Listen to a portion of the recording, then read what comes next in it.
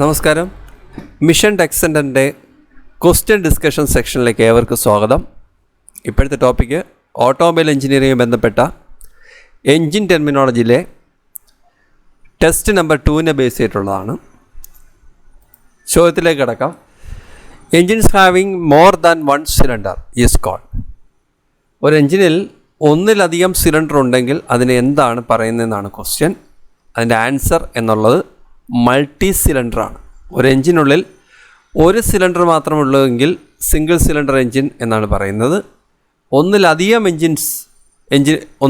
Cylinders ഒരു എൻജിനിൽ ഉണ്ടെങ്കിൽ സിലിണ്ടറിൻ്റെ എണ്ണത്തിനനുസരിച്ചിട്ടല്ല പറയുന്നത്, അതിന് പകരം യൂസ് ചെയ്യുന്ന ടേം മൾട്ടി എന്നാണ്. So the answer is multi cylinder. If any engine has more than 1 cylinder is called multi cylinder engines. Second question, the engine which is shorter, lighter and more rigid. ഒരു എൻജിനിൽ ചെറുത്, ഭാരം കുറഞ്ഞത്, more rigid ആയിട്ടുള്ളത് ഏത് engine ആണ് എന്നാണ് question. ഇതിൽ അതിൻ്റെ ഉത്തരം എന്നുള്ളത് റേഡിയൽ എൻജിൻസ് ആണ്.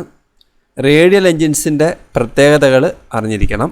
അതിനകത്ത് 3 പ്രത്യേകതകളാണ് പറഞ്ഞിരിക്കുന്നത്. ഷോർട്ടറാണ്, ലൈറ്ററാണ്, അതുപോലെ മോർ റിജിഡാണ്. അതുപോലെ തന്നെ ഉള്ള മറ്റൊരു പ്രത്യേകതയാണ് ഹൈ സ്പീഡ് ഉള്ള എൻജിൻസാണ് റേഡിയൽ എൻജിൻസ് എന്നുള്ളത്, which is a high speed engines. ഇതുമൂലം ഹൈ പ്രഷർ ക്രിയേറ്റ് ചെയ്യാൻ സാധിക്കുന്നുണ്ട്, which leads to high pressure ആണ്. ഇത് പ്രധാനമായി ഉപയോഗിക്കുന്നത് എയ്റോപ്ലെയിൻസിലാണ്. Radial engines is used in, എവിടെയാണ് യൂസ് ചെയ്യുന്നതെന്നാണ് ക്വസ്റ്റ്യൻ. നമ്മൾ പറഞ്ഞ പോലെ തന്നെ എയ്റോപ്ലെയിൻസിലാണ് അത് യൂസ് ചെയ്യുന്നത്. ഇപ്പോൾ റേഡിയൽ എൻജിൻസിൻ്റെ കേസിലാണെങ്കിൽ എത്ര സിലിണ്ടർ ഉണ്ട് എന്നറിഞ്ഞിരിക്കണം. സാധാരണ രീതിയിൽ 4 സിലിണ്ടർ ഉണ്ട്, അതുപോലെ തന്നെ 5 സിലിണ്ടർ ഉണ്ട്, 9 സിലിണ്ടേഴ്സ് ഉണ്ട്. ഇപ്പോൾ സിലിണ്ടറിൻ്റെ എണ്ണം കൂടുന്നതിനനുസരിച്ച് റേഡിയൽ എൻജിൻ്റെ പവർ കൂടുന്നതാണ്. Next question, the displacement volume of the piston. അതായത് ഒരു പിസ്റ്റൺ ചെയ്യുന്ന ഡിസ്പ്ലേസ്മെൻറ്റ് വോളിയം. ഒരു എൻജിനുള്ളിൽ ഒരു പിസ്റ്റൺ മൂവ് ചെയ്യുന്ന സമയത്ത് the ratio of work output to the fuel energy burned in the engine. ഒരു എൻജിനുള്ളിൽ ചോദിച്ചിരിക്കുന്നത് ratio of work output to the fuel burned. എത്രത്തോളം ഹീറ്റ് ഇൻപുട്ട് കൊടുത്തു, എത്രത്തോളം വർക്ക് ഔട്ട്പുട്ട് കിട്ടി എങ്കിൽ work output divided by input heat, അതാണ് question. അതിൻ്റെ ഉത്തരം എന്നുള്ളത് തെർമൽ എഫിഷ്യൻസിയാണ്. ഇപ്പോൾ thermal efficiency of a automobile എന്നുള്ളത് സാധാരണ രീതിയിൽ 20 to 30% ആണ്. നമ്മൾ അറിഞ്ഞിരിക്കണം, thermal efficiency of an automobile is 20 to 30% ആണ്. ഇനി എന്താണ് മെക്കാനിക്കൽ എഫിഷ്യൻസി? മെക്കാനിക്കൽ എഫിഷ്യൻസി എന്നുള്ളത് BHP ബൈ IHP. BHP എന്നുള്ളത് ബ്രേക്ക് ഹോഴ്സ് പവർ ആണ്, IHP എന്നുള്ളത് ഇൻഡിക്കേറ്റർ ഹോഴ്സ് പവർ ആണ്. അതിനെ 100 വെച്ച് മൾട്ടിപ്ലൈ ചെയ്യുമ്പം കിട്ടുന്നതാണ് മെക്കാനിക്കൽ എഫിഷ്യൻസി. ഇവിടെ ചോദിച്ചിരിക്കുന്ന ക്വസ്റ്റ്യൻ തെർമൽ എഫിഷ്യൻസിയാണ്. മറ്റൊന്ന് വോളിമെട്രിക് എഫിഷ്യൻസിയാണ്. വോളിമെട്രിക് എഫിഷ്യൻസി എന്നത് ഒരു എൻജിൻ സിലിണ്ടറിനുള്ളിൽ സക്ഷൻ സമയത്ത് പ്രവേശിക്കുന്ന എയറിൻ്റെ അതിൻ്റെ സിലിണ്ടർ വോളിയം വെച്ച് ഡിവൈഡ് ചെയ്യുമ്പം കിട്ടുന്നതാണ് വോളിമെട്രിക് എഫിഷ്യൻസി എന്നുള്ളത്. സാധാരണ രീതി വോളിമെട്രിക് എഫിഷ്യൻസി എന്നുള്ളത് 100% എക്സീഡ് ചെയ്യുന്നൊരു എഫിഷ്യൻസിയാണ്. മെക്കാനിക്കൽ എഫിഷ്യൻസിയുടെ കേസിലെടുക്കുകയാണെങ്കിൽ സാധാരണ മെക്കാനിക്കൽ എഫിഷ്യൻസി എന്നുള്ളത് 65% ടു അതുപോലെ 85% ആണ്. Next question, the power developed in the engine cylinder. ഒരു എൻജിൻ സിലിണ്ടറിന് ഉള്ളിൽ ഉൽപ്പാദിപ്പിക്കപ്പെടുന്ന പവറിനെ, അതായത് മൊത്തത്തിൽ ഉൽപ്പാദിപ്പിക്കപ്പെടുന്ന പവറിനെയാണ് ഇൻഡിക്കേറ്റഡ് ഹോഴ്സ് പവർ എന്ന് പറയുന്നത്. ഇൻഡിക്കേറ്റഡ് ഹോഴ്സ് പവർ കാണാനുള്ള ഇക്വേഷൻ എന്നുള്ളത് PLAN/60 ആണ്. ഇവിടെ N തന്നിരിക്കുന്ന റെവല്യൂഷൻസ് പെർ സെക്കൻഡ് ആണെങ്കിൽ 60 എന്നുള്ള ടേം ഇവിടെ ഉണ്ടായിരിക്കില്ല. മറ്റൊന്ന്, ഇവിടെ PM മീൻ ഇഫക്റ്റീവ് പ്രഷർ, അതിൻ്റെ unit newton per metre square ആണ്. എല്ലിൻ്റെ യൂണിറ്റ് എന്നുള്ളത് മീറ്ററാണ്. എ പിസ്റ്റൺ ഏരിയ എന്നുള്ളത് മീറ്റർ സ്ക്വയർ ആണ്. N റെവല്യൂഷൻസ് പെർ മിനിറ്റാണ്. അപ്പോൾ സാധാരണ രീതി 4 സ്ട്രോക്ക് വാഹനം ആണ് എങ്കിൽ N/2 ആയിരിക്കും number of working strokes per revolution per minute എന്നുള്ളത് N/2 ആയിരിക്കും. In the case of 2 stroke ആണെങ്കിൽ അത് N തന്നെ ആയിരിക്കും. അതായത് 2 സ്ട്രോക്ക് കൂടുമ്പോഴാണ് ഒരു പവർ സ്ട്രോക്ക് 2 സ്ട്രോക്ക് വാഹനം ലഭ്യമാകുന്നത്. എന്നാൽ 4 സ്ട്രോക്ക് കിട്ടുമ്പം മാത്രമേ ഒരു പവർ സ്ട്രോക്ക് 4 സ്ട്രോക്ക് വാഹനങ്ങൾ ലഭിക്കുകയുള്ളൂ. അത് റെവല്യൂഷൻസ് പെർ മിനിറ്റിൻ്റെ പകുതിയായിരിക്കും. 2 സ്ട്രോക്കിൻ്റെ കേസിൽ റെവല്യൂഷൻസ് പെർ മിനിറ്റിന് തുല്യമായിരിക്കും നമ്പർ ഓഫ് വർക്കിംഗ് സ്ട്രോക്സ് എന്നുള്ളത്. Next question, the power output of an engine available at the fly wheel. ഒരു ഫ്ലൈ വീലിൽ അല്ലെങ്കിൽ ചോദിച്ചിരിക്കുന്ന ഫ്ലൈ വീൽ എന്നാണ്, ശ്രദ്ധിക്കുക. The engine power available at the fly wheel. അപ്പോൾ ഫ്ലൈ വീലിൽ കിട്ടുന്നത് മൊത്തത്തിൽ ഉൽപ്പാദിപ്പിക്കപ്പെടുന്ന ഇൻഡിക്കേറ്റഡ് ഹോഴ്സ് പവറിൽ നിന്ന് ഫ്രിക്ഷണൽ ഹോഴ്സ് പവർ കുറച്ച് കഴിയുമ്പോൾ ഉള്ളതാണ്. അതിൻ്റെ വാല്യൂ എന്നുള്ളത് BHP ആണ്. അതായത് ബ്രേക്ക് ഹോഴ്സ് പവറാണ്. മൊത്തത്തിൽ ഉൽപ്പാദിപ്പിക്കപ്പെടുന്ന പവർ ഇൻഡിക്കേറ്റഡ് ഹോഴ്സ് പവറാണ്. അതിൽ നിന്നും ഫ്രിക്ഷണൽ ഹോഴ്സ് പവർ കുറച്ച് കഴിയുമ്പം ലഭിക്കുന്ന വാല്യൂ ആണ് ബ്രേക്ക് ഹോഴ്സ് പവർ എന്നുള്ളത്. Next question, the ratio between the air drone in the cylinder during the section. ഇവിടെ ക്വസ്റ്റ്യൻ അപൂർണമാണ് എങ്കിലും ഇതിനകത്ത് ഉദ്ദേശിച്ചിരിക്കുന്ന ആൻസർ എന്നുള്ളത് വോളിമെട്രിക് എഫിഷ്യൻസിയാണ്. മുകളിൽ പറഞ്ഞ ക്വസ്റ്റ്യൻസിനുള്ളിൽ വോളിമെട്രിക് എഫിഷ്യൻസി എന്താണെന്ന് പറഞ്ഞിട്ടുണ്ട്. വോളിമെട്രിക് എഫിഷ്യൻസി എന്നുള്ളത് സെക്ഷൻ ടൈമിൽ ഒരു എൻജിനുള്ളിലേക്ക് പ്രവേശിക്കപ്പെടുന്ന ക്വാണ്ടിറ്റി ഓഫ് എയറിനെ അതിൻ്റെ സിലിണ്ടർ വോളിയം വെച്ച് ഡിവൈഡ് ചെയ്യുമ്പോൾ ലഭിക്കുന്നതാണ് വോളിമെട്രിക് എഫിഷ്യൻസി എന്നുള്ളത്. Next question, steam engines are known as. Steam engines ഏത് ടൈപ്പ് എൻജിൻസ് എന്നാണ് ചോദിച്ചിരിക്കുന്നത്. അത് എക്സ്റ്റേണൽ കമ്പസ്റ്റൻ എൻജിനാണ്. ഇവിടെ എൻജിനുള്ളിൽ കമ്പസ്റ്റൻ നടക്കുന്നില്ല, എൻജിന് പുറത്താണ് കമ്പസ്റ്റൻ നടക്കുന്നത്. അതുകൊണ്ടാണ് ഇതിനെ എക്സ്റ്റേണൽ കമ്പസ്റ്റൻ എൻജിൻസ് എന്ന് പറയുന്നത്. സാധാരണ ഉപയോഗിക്കുന്ന പെട്രോൾ വാഹനങ്ങൾ അതിൻ്റെ മറ്റൊരു പേരാണ് SI എൻജിൻസ് എന്നുള്ളത്. CI എൻജിൻസ് എന്നുള്ളത് കംപ്രഷൻ ഇഗ്നീഷൻ എൻജിൻസ് ആണ്. അതിൻ്റെ മറ്റൊരു പേര് ഡീസൽ എൻജിൻസ് എന്ന് പറയാം. CIയിലും SIയിലും കമ്പസ്റ്റൻ നടക്കുന്ന എൻജിനുള്ളിൽ തന്നെയാണ്. അതുപോലെ ഇൻറ്റേർണൽ കമ്പസ്റ്റൻ എൻജിൻസിലും കമ്പസ്റ്റൻ നടക്കുന്ന എൻജിനുള്ളിലാണ്. എന്നാൽ സ്റ്റീം എൻജിൻസിൽ കമ്പസ്റ്റൻ നടക്കുന്നത് അതിൻ്റെ എൻജിൻസ് പുറത്തായിട്ടാണ്. അതുകൊണ്ടാണ് അതിനെ എക്സ്റ്റേണൽ കമ്പസ്റ്റൻ എൻജിൻസും പറയുന്നത്. ഇനി എന്താണ് റേഡിയൽ എൻജിൻ്റെ അഡ്വാൻറ്റേജ് എന്നാണ് ചോദിച്ചിരിക്കുന്നത്. നേരത്തെ ഡിസ്കസ് ചെയ്ത കേസാണ്. അത് ഹയർ എൻജിൻ സ്പീഡാണ്. അതുപോലെ തന്നെ ഹൈ പ്രഷറും ജനറേറ്റ് ചെയ്യും. അതുകൊണ്ടാണ് മോർ പവർഫുൾ എൻജിൻസിന് വേണ്ടി എയർക്രാഫ്റ്റുകളിൽ റേഡിയൽ എൻജിൻസ് യൂസ് ചെയ്യുന്നത്. In which type of engine the cylinders R arranged in one line. ഒരു ലൈനിൽ തന്നെ സിലിണ്ടേഴ്സ് അറേഞ്ച് ചെയ്തിട്ടുണ്ടെങ്കിൽ ആ ടൈപ്പ് എൻജിൻസിന് പറയുന്ന പേര് എന്താണെന്നാണ് ചോദിച്ചിരിക്കുന്നത്. അത് ഇൻലൈൻ എൻജിൻസ് ആണ്. ഇൻലൈൻ എൻജിൻസിൻ്റെ പ്രത്യേകതകൾ അറിഞ്ഞിരിക്കണം. ഇൻലൈൻ എൻജിൻസിൻ്റെ എന്നുള്ള ക്രാങ്ക് ഷാഫ്റ്റ് എന്നുള്ളതിൽ നീളം കൂടുതലായിരിക്കും. Crank shaft is longer. മറ്റൊന്ന് ബെറ്റർ ബാലൻസിങ് ആണ്. അപ്പോൾ ഇൻലൈൻ എൻജിൻസിൻ്റെ പ്രത്യേകത മോസ്റ്റ് പ്രോബബിൾ എല്ലാ കാറുകൾ ഉപയോഗിക്കുന്നത് ഇൻലൈൻ എൻജിൻസ് ആണ്. ഇതിൻ്റെ പ്രത്യേകത എന്നുള്ളത് ബെറ്റർ ബാലൻസിങ് ആണ്. അതുപോലെ യൂണിഫോം ടോർക്കാണ്. ഒരേപോലെ തന്നെ ടോർക്ക് ലഭിക്കുന്നുണ്ട്. ഇതെല്ലാം ഇൻലൈൻ എൻജിൻസിൻ്റെ അഡ്വാൻറ്റേജ് ആണ്. ഇനി V ടൈപ്പ് എൻജിൻസിൻ്റെ കേസിലാണെങ്കിൽ അതിൻ്റെ ആംഗിൾ നമ്മൾ അറിഞ്ഞിരിക്കണം. ദാറ്റ് ഈസ് 60 ഡിഗ്രി ആണ്. ഇനി ഒപ്പോസിറ്റ് ടൈപ്പ് എൻജിൻസ് ആണെങ്കിൽ അത് മറൈൻ ഫീൽഡ്സ്, ഷിപ്പ് അതുപോലെ മിലിറ്ററി ടാങ്ക്സിൽ യൂസ് ചെയ്യുന്ന എൻജിൻസാണ് ഒപ്പോസിറ്റ് എൻജിൻസ് എന്നുള്ളത്. അല്ലെങ്കിൽ ഷിപ്പുകൾ യൂസ് ചെയ്യുന്നുണ്ട്. ഇതിൻ്റെ പ്രത്യേകത എന്നുള്ളത് അതായത് വെഹിക്കിൾ സഞ്ചരിക്കുന്ന ഡയറക്ഷന് പെർപെൻഡിക്കുലറായിട്ടായിരിക്കും ഇവിടെ എൻജിൻസ് ഫിക്സ് ചെയ്തിരിക്കുന്നത്.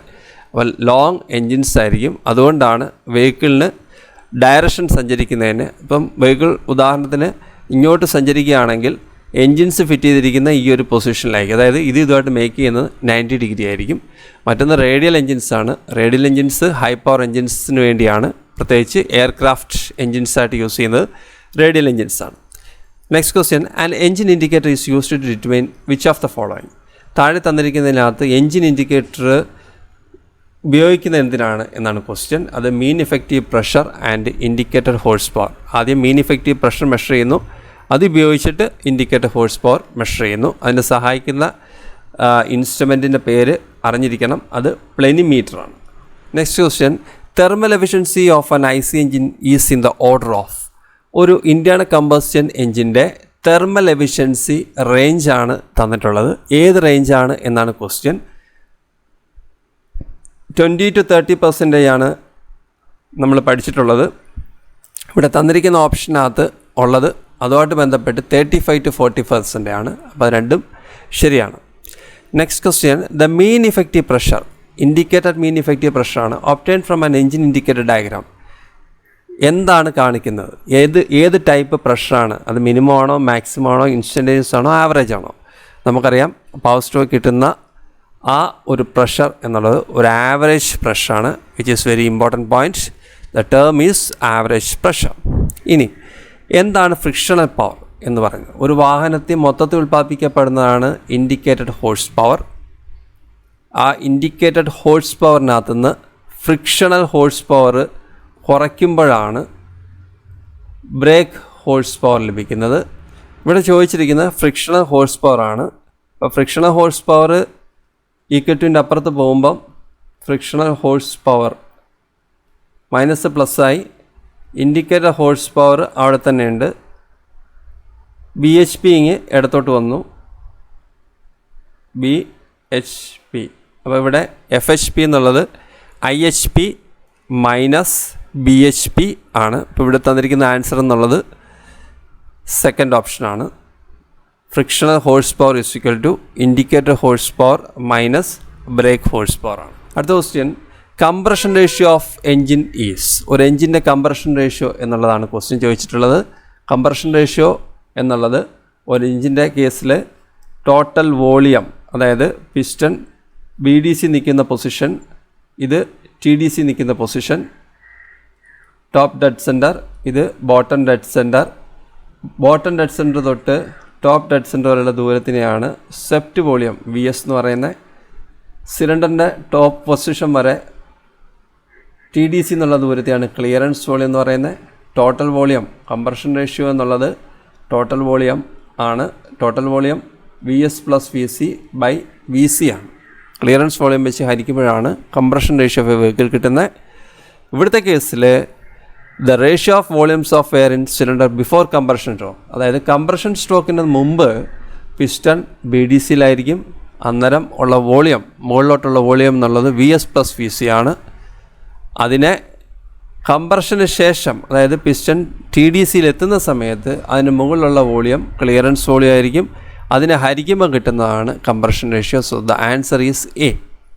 Next, indicated power of a 4-stroke engine. ഒരു 4-stroke എൻജിൻ്റെ ഇൻഡിക്കേറ്റഡ് പവർ കാണാനുള്ള equation IHP which is equal to PM LAN / 60 ആണ്. ഇവിടെ N എന്നുള്ളത് RPM ആണ്. ഇവിടെ തന്നിട്ടുള്ളതിനകത്ത് റെവല്യൂഷൻസ് പെർ സെക്കൻഡ് ആണ് ഉദ്ദേശിച്ചിരിക്കുന്നത്. ഇപ്പോൾ PM LAN ആണ്. ഇവിടെ 60 ടേം ഇല്ല. 4-stroke വാഹനമാകുമ്പം അവിടെ N/2 ആയിരിക്കും വരുന്നത്. കാരണം നമ്പർ ഓഫ് വർക്കിംഗ് സ്ട്രോക്സ് എന്നുള്ളത് അതിൻ്റെ 4 സ്ട്രോക്ക് കൂടുമ്പം ഒരു പവർ സ്ട്രോക്കാണ് ലഭിക്കുന്നത്. അപ്പോൾ മൊത്തമുള്ള റെവല്യൂഷൻസിൻ്റെ പകുതിയായിരിക്കും. അതുകൊണ്ടാണ് PM LAN / 60 term. Answer is C ആണ്. ഇനി brake power of a diesel engine constant can be increased by. ഒരു ഡീസൽ എൻജിൻ്റെ ബ്രേക്ക് പവർ എന്നുള്ളത് അതിൻ്റെ ഫ്ലൈ വീൽ അല്ലെങ്കിൽ ക്രാങ്ക് ഷാഫ്റ്റ് കിട്ടുന്ന പവറാണ്. ഒരു എൻജിൻ്റെ ബ്രേക്ക് പവർ എങ്ങനെ വർദ്ധിപ്പിക്കാം എന്നാണ് അവർ ചോദിച്ചിട്ടുള്ളത്. അതിൻ്റെ ആൻസർ എന്നുള്ളത് increasing the pressure of intake air ആണ്. അതെങ്ങനെയാണ് സംഭവിക്കുന്നതെന്ന് വെച്ചാൽ, സാധാരണ രീതിയിൽ ഒരു എൻജിൻ സിലിണ്ടറിനുള്ളിൽ സക്ഷൻ സമയത്ത് കിട്ടുന്ന പ്രഷർ അത് ഇൻക്രീസ് ചെയ്യുകയാണെങ്കിൽ, ഇൻക്രീസ്ഡ് പ്രഷർ കണ്ടീഷനിൽ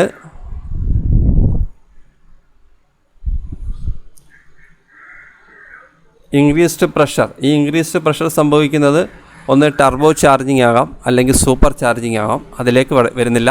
ഇപ്പോൾ ഇമ്പോർട്ടൻറ്റ് പോയിൻ്റ് എന്നുള്ളത്, ഇൻക്രീസ് പ്രഷർ വർദ്ധിക്കുമ്പം ഓക്സിജൻ്റെ കണ്ടൻറ്റ് ഇൻക്രീസ് ചെയ്യും. ഓക്സിജൻ ഇൻക്രീസ് ചെയ്യും. അതിൻ്റെ ഫലമായിട്ട് മോർ ഫ്യൂവൽ സപ്ലൈ ചെയ്ത് കഴിഞ്ഞാൽ അത്രയും ഫ്യൂവൽ ഇഗ്നൈറ്റ് ചെയ്യും. ഇഗ്നൈറ്റ് ചെയ്യുന്നതിൻ്റെ ഫലമായിട്ട് ഹൈ പ്രഷർ അല്ലെങ്കിൽ ഹൈ പ്രഷർ ഫോം ചെയ്യും പിസ്റ്റണിനകത്ത്. അതിൻ്റെ ഫലമായിട്ടാണ് വാഹനങ്ങളിൽ ബ്രേക്ക് പവർ ഇൻക്രീസ് ചെയ്യുന്നത്, അല്ലെങ്കിൽ BHP. ഓക്സിജൻ ഇൻക്രീസ് ചെയ്യും. When the pressure is increased to the suction is increased, the temperature also increased, which means the oxygen quantity of oxygen increases. അതായത് oxygen increase ചെയ്യുക എന്ന് പറഞ്ഞു കഴിഞ്ഞാൽ മോളിക്യൂൾസ് ക്ലോസ്ലി പാക്ക്ഡ് ആവും. അന്നേരം മോർ ഫ്യൂവൽ എഞ്ചിനുള്ളിലേക്ക് സപ്ലൈ ചെയ്ത് കഴിഞ്ഞാലും അത്രയും ഫ്യൂവൽ ഇഗ്നിറ്റ് ചെയ്യും. അല്ലെങ്കിൽ സാധാരണ ലെവലിൽ കൂടുതൽ ഫ്യൂവൽ ഇഗ്നീഷൻ, അതായത് അൺബേൺഡ് പാർട്ടിക്കിൾസ് സിലിണ്ടറിൻ്റെ പുറത്തോട്ട് വരുന്ന കുറയും, കൂടുതൽ ഫ്യൂവൽ പാർട്ടിക്കിൾസും ബേൺ ചെയ്യും. അതിൻ്റെ ഫലമായിട്ട് ഹൈ പ്രഷർ ജനറേറ്റ് ചെയ്യും. ഈ ഹൈ പ്രഷർ പിസ്റ്റണിനകത്ത് പവർ സ്ട്രോക്കിൽ ആക്ട് ചെയ്യുന്നതിൻ്റെ ഫലമായിട്ട് അതിൻ്റെ BHP ഇൻക്രീസ് ചെയ്യും. മറ്റൊരു question, brake power is the power which is available. തന്നിരിക്കുന്ന option at the crank shaft ആണ്, അല്ലെങ്കിൽ ഫ്ലൈ വീലാണെങ്കിലും ആൻസർ സെയിം ആണ്. ഒരു എഞ്ചിൻ്റെ ക്രാങ്ക് ഷാഫ്റ്റിനോട് ചേർന്നിട്ടുള്ളതാണ് ഫ്ലൈ വീൽ. ക്രാങ്ക് ഷാഫ്റ്റിൻ്റെ ചിത്രം ജസ്റ്റ് ഒന്ന് വരച്ചിട്ടുക. ഇതാണ് ഫ്ലൈ വീൽ. ഈ ക്രാങ്ക് ഷാഫ്റ്റിൽ കിട്ടുന്ന പവർ തന്നെയാണ് എൻജിൻ, ഇത് സിലിണ്ടറായിട്ട് കണക്ട് ചെയ്തിരിക്കുന്നതാണ്. ഇവിടെ ക്രാങ്ക് ഷാഫ്റ്റ് കിട്ടുന്ന റൊട്ടേഷൻ തന്നെ ആയിരിക്കും ഫ്ലൈ വീലിന് ലഭിക്കുന്നത്. അതുകൊണ്ട് brake power which is available at the crank shaft or flywheel. Next question, the hypothetical pressure which is thought to be acting on the piston throughout the power stroke. ഒരു power സ്ട്രോക്കിൽ കിട്ടുന്ന പ്രഷറിനെ പറയുന്ന പേരെന്താണെന്നാണ്. എൻ്റെ correct answer indicated mean effective pressure എന്നാണ്. ഇവിടെ തന്നിട്ടുള്ളത് മീൻ ഇഫക്റ്റീവ് പ്രഷർ എന്ന് മാത്രമേ ഉള്ളൂ. അറിഞ്ഞിരിക്കണം, IMEP ആണ്, ഇൻഡിക്കേറ്റഡ് മീൻ ഇഫക്റ്റീവ് പ്രഷർ. ഇത് ഒരു ആവറേജ് പ്രഷർ ആയിരിക്കും. Thank you so much for watching.